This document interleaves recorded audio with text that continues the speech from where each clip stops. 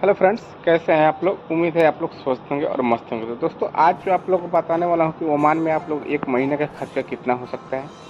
अगर आप लोग ओमान में आना आना चाह रहे हैं तो ओमान के खर्चे के बारे में भी सोच सकते हैं। हेलो फ्रेंड्स, कैसे हैं आप लोग। उम्मीद है दोस्तों आप लोग स्वस्थ होंगे और मस्त होंगे। तो दोस्तों, आप लोग को बता दूं कि आज ओमान के खर्चे के बारे में आप लोग को बता दूं कि अगर ओमान में आना चाहते हैं तो आप लोग को एक महीने में कितना खर्चा हो सकता है।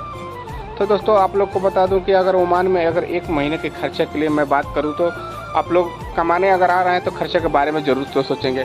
तो दोस्तों, मैं आप लोग को बता दूं कि अगर ओमान में आना चाहते हैं तो ज़्यादातर कंपनियां तो एकेडमी से देती है, मतलब रूम वगैरह सब देती है।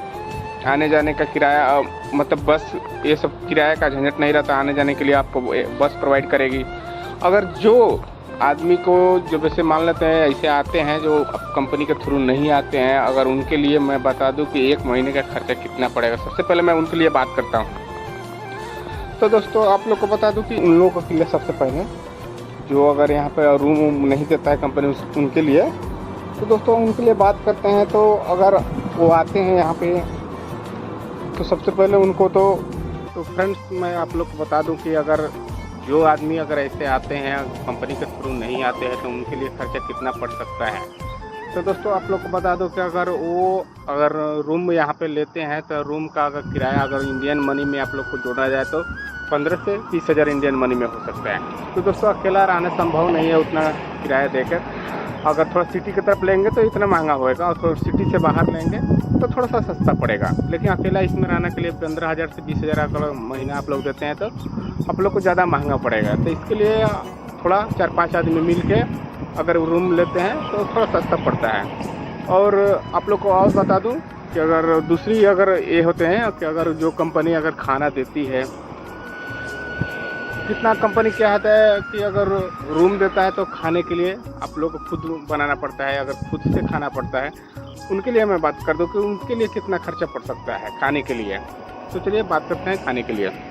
तो दोस्तों, आप लोग को बता दूं कि अगर जो कंपनी आप लोग को रूम देता है अगर खाने का पैसा देता है, यानी कि उसमें आपको सैलरी में प्लस रहता है कि अगर खाने का इसमें पैसा आप लोग को दे देता है कंपनी।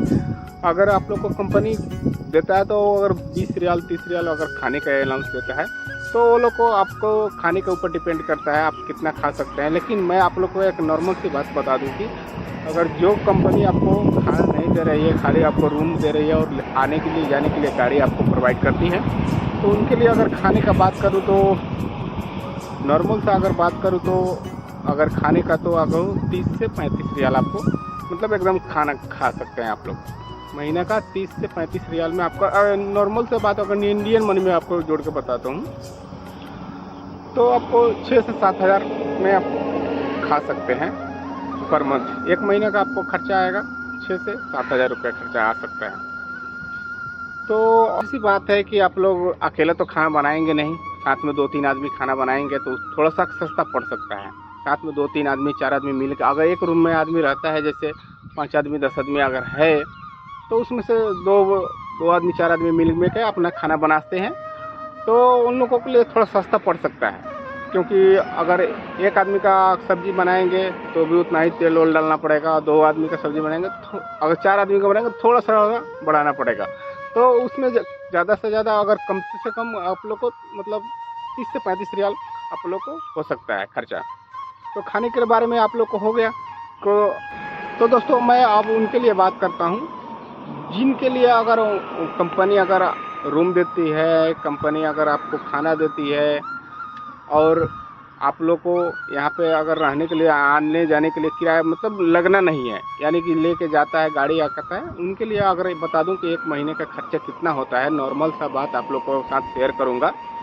तो दोस्तों, मैं आप लोग को बता दूं कि अगर उनके लिए मैं बात करता हूँ कि जिनके लिए कंपनी खाना देती है, कंपनी रूम देती है, कंपनी आने जाने का बस देती है, उनके लिए मैं बात करता हूं। तो उनके लिए अगर नॉर्मल सा अगर कुछ आदमी क्या बोलता है कि अगर मेस का खाना है, रूम है, आने जाने का है तो खर्चा नहीं लगेगा, लेकिन ऐसा नहीं है, सबकी का होता है। तो चलिए मैं उनके लिए बात करता हूं, आप लोग को बता दूं कि कितना आ सकता है पर मंथ यानी एक महीने में। तो सबसे पहले उनका खर्चा अगर बात करें तो सबसे पहले अगर मोबाइल का मोबाइल का अगर यहाँ पे यूज करते हैं तो मोबाइल को आपको जाहिर सी बात है कि आपको यूज करना ही पड़ेगा। तो घर बात करना है, व्हाट्सएप चलाना है, आईएमओ चलाना है या कुछ भी देखना है, तो उनके लिए सबसे पहले हमको ज़रूरत पड़ता है एमबी यानी डाटा।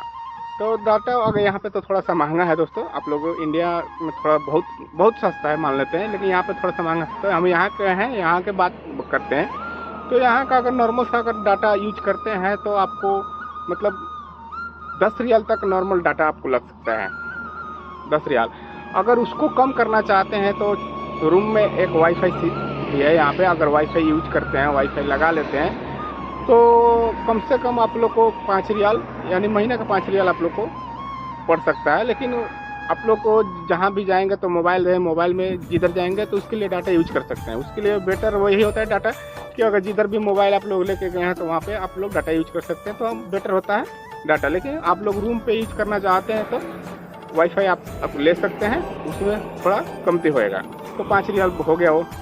और दूसरा खर्चे के बारे में बात करता हूँ, तो अगर आप लोग यहाँ पे ओमान में माने तो हफ्ता में अगर 2 दिन छुट्टी होती है दोस्तों, यानी कि यहाँ पे तो छुट्टी अगर फ्राइडे और सैटरडे होता है, लेकिन कोई कंपनी ऐसी होती है कि जो फ्राइडे को और सैटरडे को दो ही काम कराती है, लेकिन फ्राइडे को थोड़ा कम कराती है क्योंकि हाफ टाइम ही काम करा के छोड़ देती है और छुट्टी भी रहती है फ्राइडे को। तो ये कंपनी के ऊपर डिपेंड करता है दोस्तों।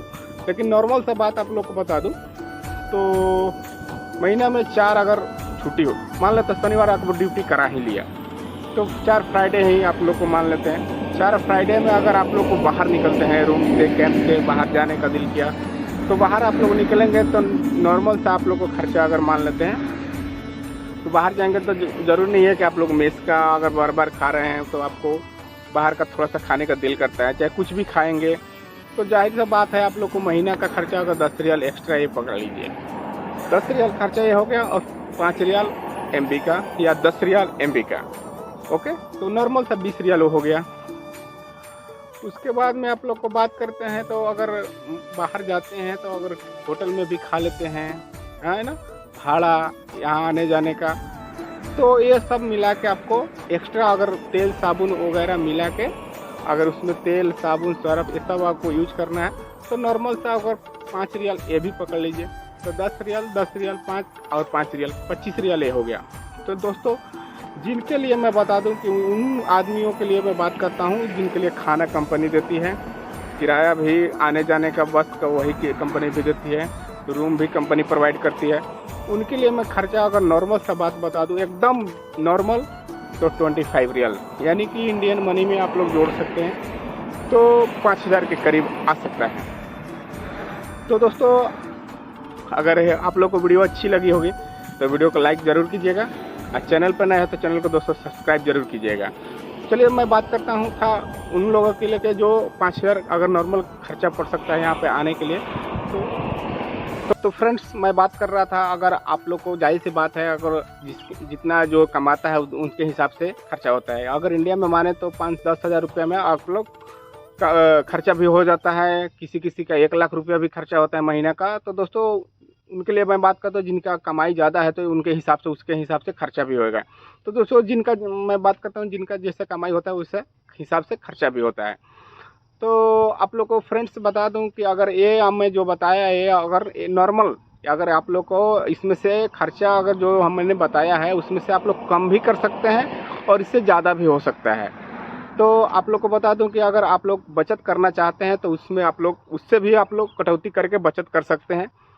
तो हम लोग यहाँ पर कमाने आए हैं तो जाहिर सी बात है कि हम लोग नॉर्मल खर्चा करेंगे, खर्चा कम ही करेंगे, तो ज़्यादा से ज़्यादा बचत करेंगे हम लोग को।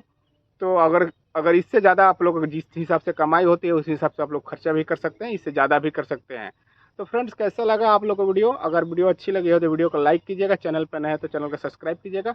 मिलते हैं किसी और वीडियो में, तब तक ले बाय बाय, जय हिंद।